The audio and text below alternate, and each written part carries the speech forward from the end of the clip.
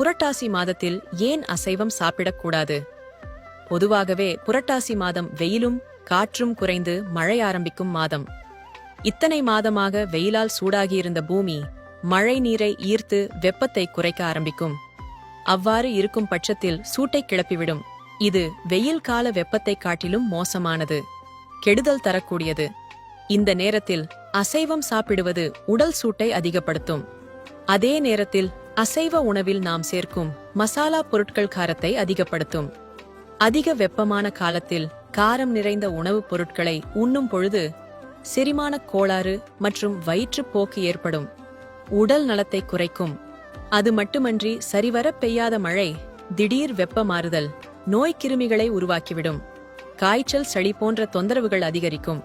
இதனை தவிர்ப்பதற்காகவே வழிபாட்டின் மூலம் அறிவியலை நம் முன்னோர்கள் புகுத்தியுள்ளனர். துளசியானது இதை கட்டுப்படுத்தும் ஆற்றல் கொண்டது. இதற்காகவே புரட்டாசியில் விரதம் இருந்து அசைவம் ஒதுக்கி பெருமாள் கோயிலுக்குச் செல்லும் வழக்கத்தை ஏற்படுத்தினர். நமது உடல் நலனுக்காக நமது முன்னோர்கள் கடைபிடித்த இந்த விரதத்தை நாமும் கடைபிடித்து நமது உடலை பாதுகாப்போம். அனைவருக்கும் பகிருங்கள்.